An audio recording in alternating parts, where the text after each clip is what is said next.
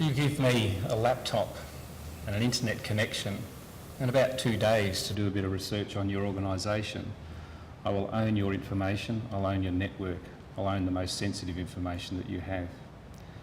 How I'll do that is by sending you what's commonly referred to as a socially engineered email via a phishing attack or spear phishing attack. That email will have attached to it, or will send you to a link on the internet so that you will download malware that I will implant in your system. Once I've established that point of presence on your system, I can pretty much go anywhere and do anything on your network. What I will have also done is a reconnaissance. I will work through your network to find where your trophy information is, your most sensitive information. And if your network is chaotic, like mine, that'll be harder for me to do. If it's well ordered, well structured, like you, it's easy for you to find your information. It's also easy for me, the hacker, to find your information, that trophy information. At the same time, I will have instituted my command and control system. When I download this malware, I've got to be able to tell it what to do. It'll beacon back home, for example, and ask me what's the next thing I have to do. Once I've found the trophy information, I'm going to collate it and store it on your network. I'll use a host or a server on your network to temporarily store that information. Might be for a long time, might be for a short time. And when I'm ready, I'm going to exfiltrate that data from your system back into mine. And when I exfiltrate it, it won't be straight back to my network. It might take 3, 4, maybe 5 hops around the world for me to get that information back into my system. That way, you will find it very difficult to know what I've taken from your network. And on top of that, I will have encrypted it, or I've obfuscated it in some other way, so that even if you did detect the fact that I've exfiltrated data from your system, you won't know what I've taken, and you can't do a damage assessment on the compromise that I've caused. Now, in reality, I'm telling big fat porkies I couldn't do that at all. I'm an arts graduate, I'm not a technologist. I like to refer to myself as a cybersecurity advocate, not a cybersecurity practitioner. The thing is, I do run a company, Stratsec, as Peter mentioned earlier, that does do this on an ethical basis. We provide network penetration testing for our clients, but we're not the only people to do it. There's other companies, certainly in Australia and around the world. Government agencies, such as the Defence Signals Directorate, do it as well. They do it for government agencies. And what we're talking about is what's called black box penetration testing. Other names for it: active vulnerability assessment, red teaming. It's where we go to our client, whether it be government or industry, and they want us to test the vulnerability of the system. Can you get in? Are we vulnerable? They tell us what their trophy information is, what their most sensitive information is, and then sitting off the network, on the internet, we go after that trophy information. When we do it, and this applies to industry and government, DSD and Stratsec, when we do it, we have constraints that are either imposed upon us or that we impose upon ourselves, for ethical constraints, for example. We won't do certain things. What you need to realise is that the real hacker will have no constraints imposed upon them, that we have got it wrong because we've developed a fortress mentality to protecting our information. In fact, we don't protect our information, we protect our systems. You know who I am? We have a sister company in the UK called Directorate who did a survey earlier this year. And the survey was to talk to senior executives across business in the UK. The outcome of the findings of that survey are quite interesting. They throw up some conundrums. But I should say, even though it was done in the UK, the results, the findings, transposed to Australia very well. You could say this was done in Australia, you'd find no difference in the findings. What we did, we asked them, Directorate asked them what was their attitude to the cyber threat, to targeted cyber intrusion. And I'm specifically talking today about targeted cyber intrusions. That is someone going after you deliberately because you have what they want. We also asked them how well prepared they thought they were to combat those targeted cyber intrusions. The first thing that they all agreed, 94% of them all agreed that the cyber threat is a menace.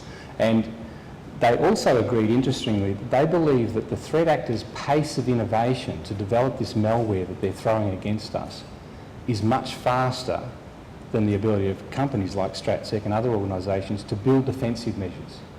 So they also believed that these targeted intrusions would affect their competitiveness. But the interesting thing that they said is that only a minority believe that the risk of these targeted cyber intrusions is high. So there's a bit of a conundrum there. They think the threat is thus, but the risk to their own organisations is not that high. What the reality is, the finding in relation to their awareness here is that they will not publicly admit that their organisation is not able to defeat these cyber attacks. The second part of the survey was about their preparedness. They said they are well prepared to protect against targeted cyber intrusion. But when it was drilled down into, what have you got in place to defeat these attacks, the only answers they could provide were sort of standard traditional things like antivirus, firewalls, intrusion detection systems, intrusion prevention systems. These things have been around for a long time. They did not mention any of the more sophisticated capabilities that have grown in the past 4 or 5 years. The other thing is, whilst they thought they were well prepared against these cyber intrusions, the conundrum was that they also thought that they and government had to do more about it. So it sort of doesn't match. We're well prepared, but we need to do more. So what the finding was in the survey in relation to what they thought about their preparedness was that they had an attitude, particularly at the senior executive level, it won't happen to me. And that attitude prevails in Australia, as it does pretty much across the world, in relation to cyber security, targeted cyber intrusions. What they don't know is that the attackers cannot be kept on the outside of your network, and the information on the inside of that network is not secure. What they also don't realise is that any organisation whose internet-connected network has information of value to one of these sophisticated intruders, that network's likely already compromised. Peter just told me a little anecdote before about a company who unfortunately saw its hard-developed IP being sold on a market overseas somewhere before they had gone to market. That's exactly the threat we face. My thesis is that this problem is the mindsets that we have towards cyber security. And I talk about 4 mindsets.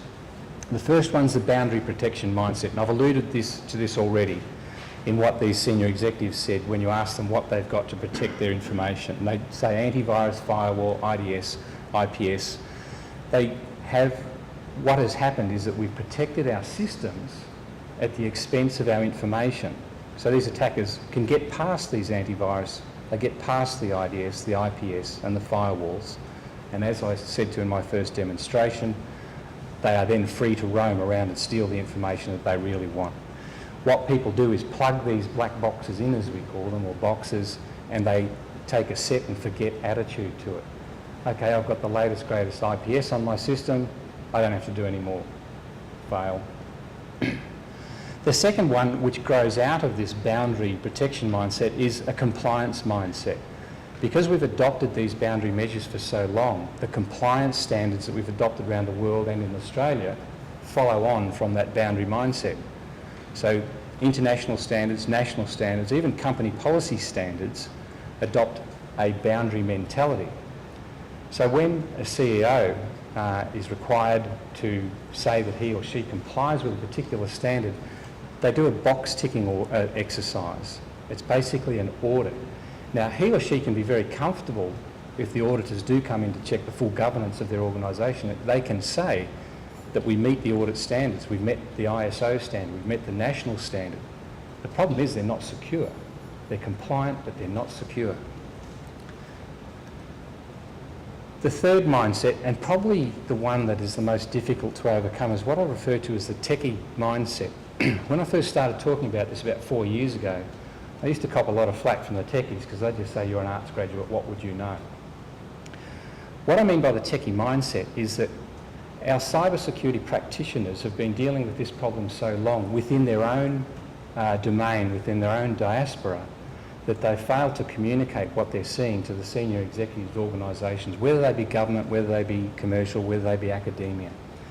So if they see an event on their system, a cyber intrusion event on their system, they'll talk about it amongst themselves, They might reach out to other organisations for assistance, say DSD, for example, in the government's case. But even then, they're still talking amongst themselves, the cybersecurity practitioners, the techies.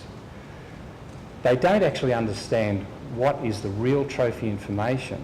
In fact, they often don't know what is it that this company must protect with the best efforts. The people who do know that are the senior executives. The communication between them, however, is either non-existent or very poor. The senior executives, often when they're talking to techies, will just say, yeah, don't understand that. Yeah, you go away and do it. The problem is they don't give them the money to do it because they don't understand the problem. They don't see it worth spending money on. So that, in my opinion, is probably the most difficult behavioural and cultural problem we have to overcome with cybersecurity. It's not just the cybersecurity practitioners who need to take note of what I'm saying here. It's the executives themselves. And the last one is the executive mindset, which I sum up like this. That's a little bit harsh because some people are doing the right thing, some people have got on board. But ultimately that communication between the senior executive, the people who make the decisions, and most importantly the people who hold the purse strings, they must be adhering to their technical people who are critical to the solutions here, must be able to communicate them in a way they understand. The old use of fear to shock and awe to demonstrate to a CEO that you need to do something here doesn't always work. What a CEO wants to use, how is this going to enable my business, whether that's CEO, be government or industry? So the way they communicate has to change. What we've ended up with as a result of these four mindsets is what I refer to as the fortress mentality. We protect our systems at the expense of our information. The pen testing I talked about, the real hackers in targeted cyber intrusion get past fortress walls very easily and they steal our most precious crown jewels. What we've ended up with are networks that are hard and crunchy on the outside and soft and chewy on the inside.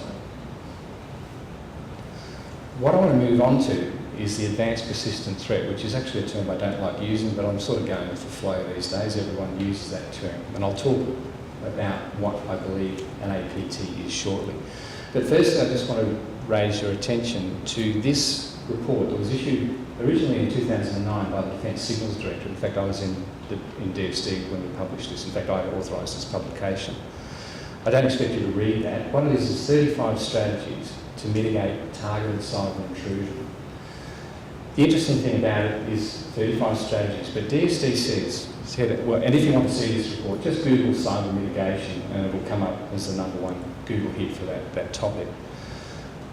The interesting thing, the claim we made back then, and the claim has been made again this year when DSD reissued the report, is that over 85% of the targeted cyber intrusions that DSD saw over the past year could have been prevented if only the first 4 of the 35 strategies were implemented.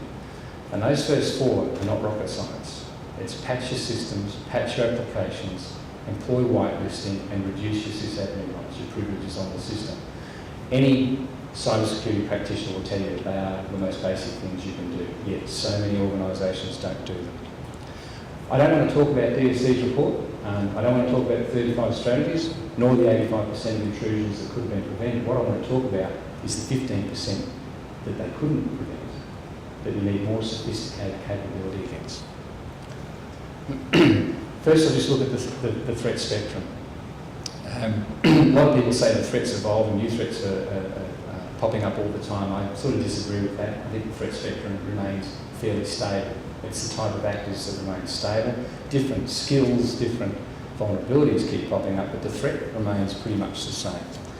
The first and lowest level of sophistication of the threat spectrum are script kiddies. Now, they're out to brag, they're out for thrills and what have you. They can do some serious damage, but they're not at the sophisticated end of the scale. We then move to activists, or hacktivists, as they're generally called now, and you can think of Anonymous or Lulset, who became very prominent in the wake of the WikiLeaks saga. They're out to do reputational damage and to promote their own political bent, if you like. Anonymous did go against the Australian government when I was in DSD and hacked the PM's website and so on. But they were pretty unsophisticated. The key thing though is they got media attention, and that's what they were after. Now these types of threats, script kiddies, hacktivists, and there's another one coming I'll show you shortly, because they're after kudos, they want to get their name in the media, they've got to pop their head above the turret. And that's when the law enforcement agencies around the world can catch them. And we've seen Anonymous and Balsec people arrested after the WikiLeaks saga. I'll move up the scale a little bit, organised crime. And these people, they're after financial gain by committing fraud, essentially. Now, I don't want you to think an organised crime like the mafia or the Russian mafia. A small group of people can be very organised. The key about these people is they don't really care about you. They only care about what you've got, usually your money. But they're very capable, they're very sophisticated. When I say they don't have to be a mafia-style organisation, if you saw in the media recently where the police arrested a group of people who were using card skimmers on ATMs, now they made lots of money out of doing that, but eventually got caught. But they were quite sophisticated. Moving up the chain yet again, and now we're getting into people who do care about you because they know you've got what they want. And we're talking about industrial espionage, industrial spies, and they're after commercial advantage. They want your intellectual property. They want to know what your bid proposals are for the next capability you're developing. And then we step up again to the nation-state level. We're talking about spies here, real espionage using electronic means. Nation-states want to achieve economic, military, political, diplomatic advantage by using their cyber operations capabilities. The last two, industrial espionage and nation-states, will work together.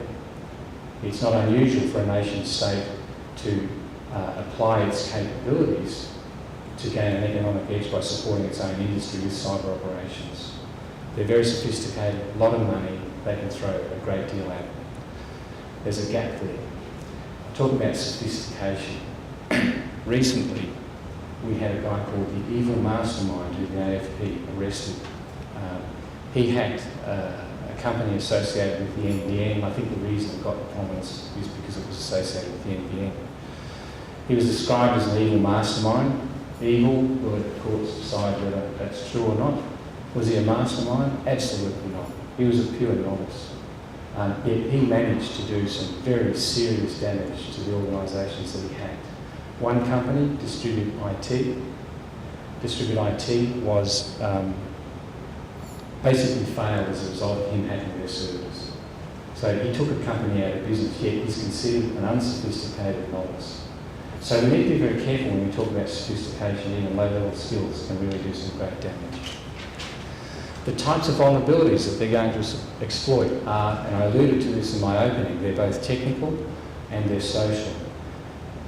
On the technical side of the house, people who do penetration testing will be in business for many, many years to come, because humans are innately inadequate when it comes to developing secure software applications. They just will never be able to build it. If you think of an analogy there, have we humans built a car that will protect us ultimately, in which we will not die, we will not be injured? No, we haven't. The same goes for software. The other side of the coin is the social vulnerability, and that's where the hacker is exploiting our behaviour, what we do on the network. You go through your emails every day, and I get several hundred, click, click, click, bang, should I open that, bang, what's that? No, that's rubbish, delete it, but I've just introduced malware to my network. How do I get educated not to do that? What does an APT look like? I'll start with, I'll talk about the three elements, advanced, persistent and threat. But I'll start with threat because that's what we're here today about. Threat is made up of capability and intent. You have to have the wherewithal to do this, and you have to have an intent, a reason to go after someone. An advanced persistent threat, these high-level sophisticated threats, will also have strategic goals. They know what they're after, it's well-planned and well-focused. And they won't necessarily be doing this by themselves. They'll be doing it in tandem with other organisations or other people, depending on the scale of their operation. Nation-state level, for example, will be doing it with other intelligence organisations. It won't necessarily be just a cyber intelligence gathering operation. Human intelligence, other forms of intelligence will be engaged as well. And that will be the subject of a coordinated plan. Advanced, you can use a thesaurus to find out other terms for advanced. I've just thrown sophisticated up there, but more importantly, these threats are agile, they're adaptive, and they're innovative. If you go back to what I said about our UK senior executives saying that they believe these people the pace of their innovation is much faster than our ability to build defences against them. They're absolutely right. They use full spectrum tools, techniques and procedures, meaning that they will develop really sophisticated capabilities themselves, lots of money, lots of people, lots of expertise, but they will also use tools straight off the internet, where they don't have to do any development work at all. There's plenty of tools out there that they can use to develop their capabilities. What they will do, however, is that they will use the minimum capability necessary to get your trophy information. And if their first attempt doesn't succeed, they'll try again with increased sophistication and they'll move up the chain. Where they will start out with really sophisticated capabilities, that is from the outset of their operation, is when they wish to remain totally clandestine, where they don't want to be seen at all. So they will use really sophisticated tools there. And the middle component, persistent, they're not opportunistic. As I've mentioned, they know who you are, they know what you've got, they know how and where how to get the information, where it is. They will sit on your network for a long time. In some cases, they'll sit on your network for years. And they won't, they're persistent in the sense that they'll only implement their malware when they need to. And that might be for a brief moment to have a look, pop back down, and then lay in wait again. But they will stay there. They're persistent. And what we have to do, I'll talk about measures shortly, but what we have to do is reduce their dwell time, their ability to sit on our networks. We've got to get them off once we detect them. I don't say get them off before they come in, because as I believe, they're already on our networks. And they will work to a plan, as I alluded to, with a strategic goal. So what can we do about it? The notion that we can achieve 100% security in cyberspace is naive. We will never do that. What we have to aim for is resilience. We have to protect our trophy information, throw our resources, work out what our trophy information is, and then throw our resources at protecting that.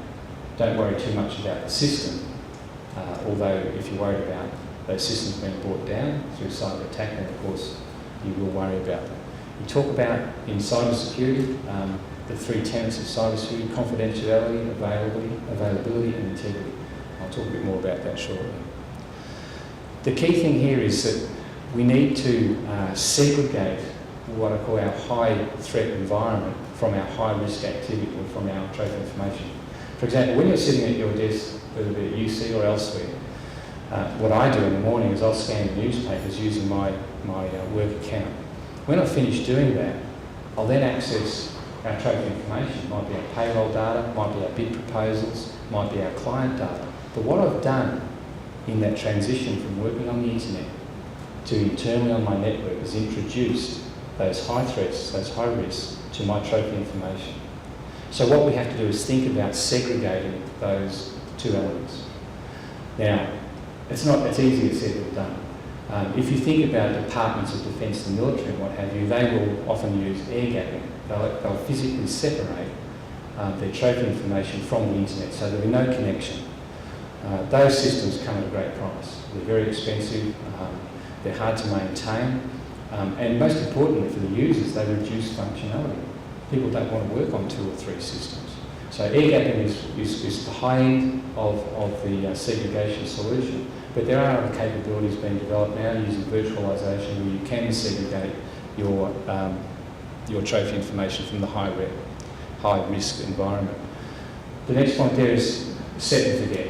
We've grown up in a culture where we think we can buy a box or a software application, plug it in and we're protected. And yet every single day in the newspapers we see another organisation being hacked, losing their trophy information, but we still apply this set and forget, plug a box in and away you go. The key also to protecting our information is having people behind it. It follows on that if I believe you can't just plug a box in to do the job, you have to have people monitoring, tweaking those boxes, analysing the data. And that's where our cyber security practitioners are critical to our future here. The second point is effective communication from our cyber security professionals up to our senior executives. I won't go into much more detail, I think I've probably done it to death. Our senior executives have to have visibility of the problem. They have to be engaged in the problem and they have to be accountable for it. They have to listen to the techies and they have to do a risk assessment. Now, I've talked about trophy information. It probably doesn't surprise you that most organisations, most senior executives don't know what their trophy information is. I've said that the cybersecurity professionals, the people whom we task with protecting our information, don't actually know what the information is, but our senior execs don't know either. And the only way they're going to find that out is by doing a comprehensive risk assessment. And this is a bit like black boxes too. There's no one size fits all. Every organisation is going to have to do a risk assessment based on a good model, but they have to know what their own trophy information is and what are the consequences if that trophy information is compromised. I got to thinking about this a little more closely about 3 or 4 years ago in relation to confidentiality, integrity and availability, what that meant for a risk assessment. And a personal anecdote that I've been telling for a while at the expense of my daughter who's here today. I've been telling this story for about 4 years and finally she gets to hear it. I came home, sat down at our computer and Francesca had left her friend's Facebook wall open. It wasn't Francesca's wall, it was a friend's. And what I saw on there, back then, the late 40s, something personal, baby boomer, scared me a little bit. It was a little bit risque what was being shown there. So Francesca and I had a brief discussion about this. Most discussions at that age are brief. And I just said, I hope you don't put that sort of stuff on your Facebook wall. And she said, no, I don't. But anyway, I've got a password. And that sort of didn't impress me. So I downloaded a password cracker from a site called Major Gigs, which still exists. And within about 5 minutes, I cracked every password on the computer, including Francesca's MySpace, Facebook, and whatever else was popular at the time. And I thought, not bad for an arts graduate, that I could do this. But Francesca just said, so what? And that stumped me, stopped me in my tracks, because I wanted to get across a message about security here. And why I now talk about this, because it does involve confidentiality, integrity, and availability, and the importance of a risk assessment. What I considered to be secure was the confidentiality of that information. Being a baby boomer, it would be really quite devastating for me for my personal peccadillos to be on the cover of the Sydney Morning Herald. Being a Gen Y, having her personal peccadillos on the cover of the Sydney Morning Herald would probably be a bit of a moment.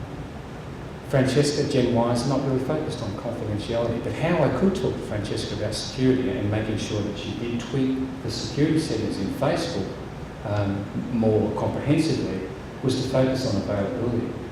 It would be more devastating for Francesca not to have access to Facebook than it would be for some personal peccadillos to be leaked out or used by someone else. Isn't that right, Francesca? And then talking to other people. So, the secretary of the Senior Australians Computer Users Association, she described to me their greatest fear of losing their personal nest egg. And then you step up into industry, types of things that we want to protect there. Our intellectual property, our client details, our job proposals, our profit forecasts and so on. And in government, we want to protect the integrity of information, the confidentiality and the availability of information related to our national security. So for everyone, that risk assessment is different. And many people will need experts to help them do that. So what can we do about it? I won't get into too much detail here because it starts to get technical and I'm getting out of my depth. I think there should be 3 layers of security. People need to think about how they apply them. The first level is basic housekeeping security that meets due diligence, that meets compliance needs. This will not stop an advanced persistent threat. But if you've done your risk assessment properly, it might be the only level of security you need. As your risk profile goes up, you'll need level 2 security. You have done a risk assessment, you've decided that I do have trophy information that I need to throw better protective measures at. And this will include obviously more sophisticated defence measures. It might include continuous monitoring, that might be provided by someone outside your company, it might be something you need to pay for. And then we step up to level 3. This is when you're in the high risk club. This is when you have to throw as much as you can at your defensive mechanisms. And that will usually involve getting experts outside your organisation to do it. And the reason I say that is not just to market Stratsec's capabilities, is because most companies, most government agencies don't want to be in the business of competing with the likes of Stratsec and other organisations around the world for the technical skills that you need to do that. Because those skills, the people market those skills is really tight.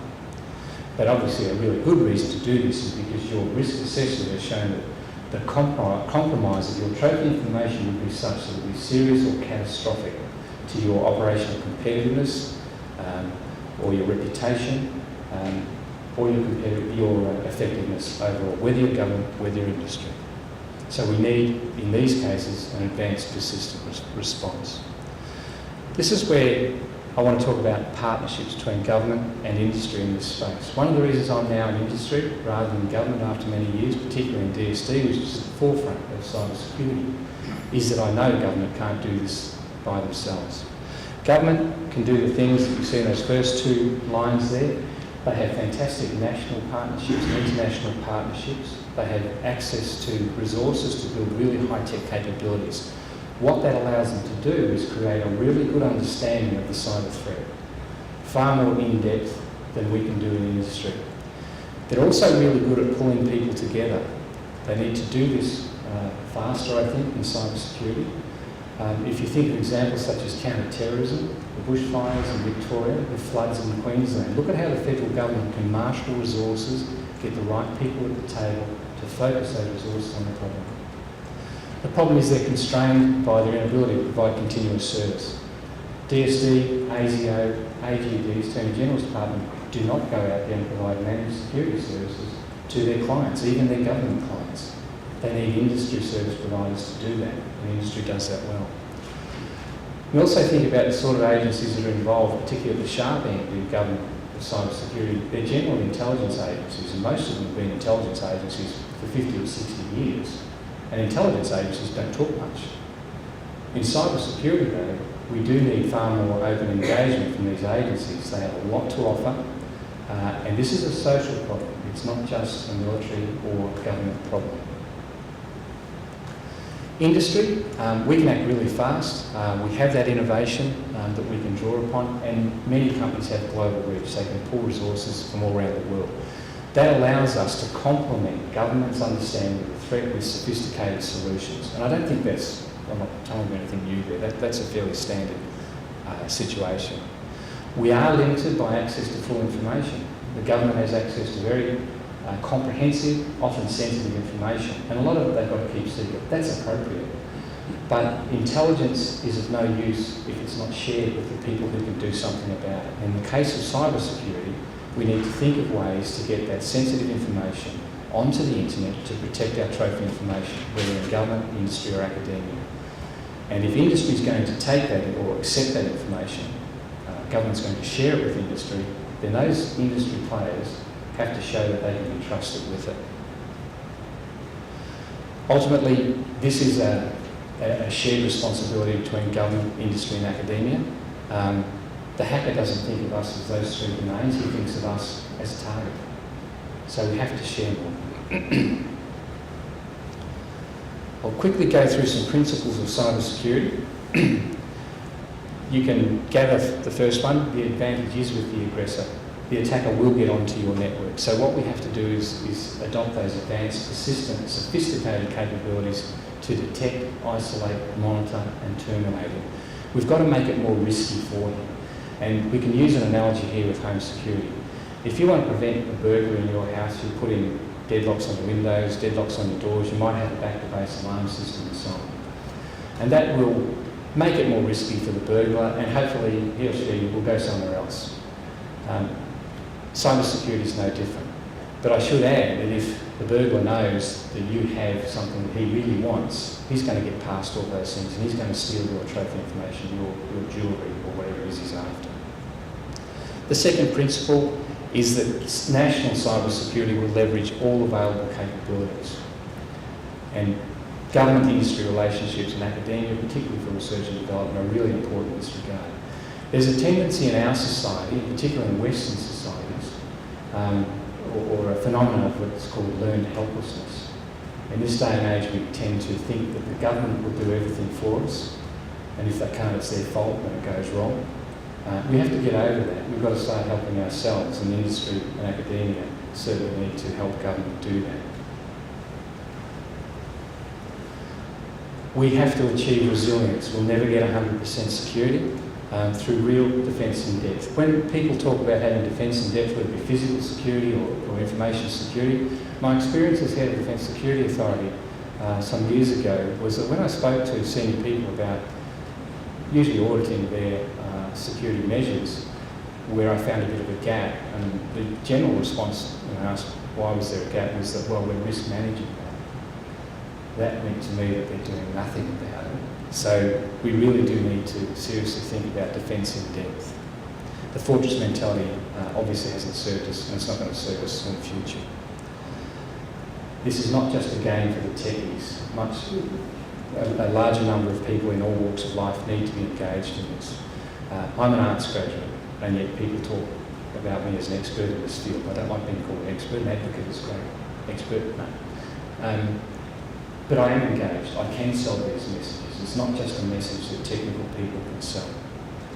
Other people have to be engaged. At a forum recently, Kokoda Foundation's Young Leaders Forum, one of the young people on that who kept asking questions, and he would preface his questions by saying, I'm not a techie, but.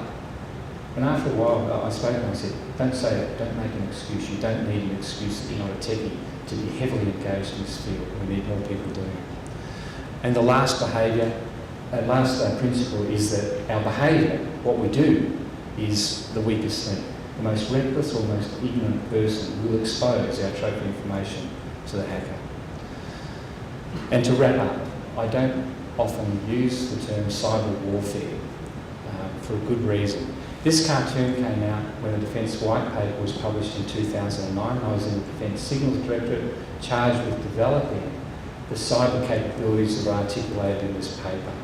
And I think the cartoon sums it up really well.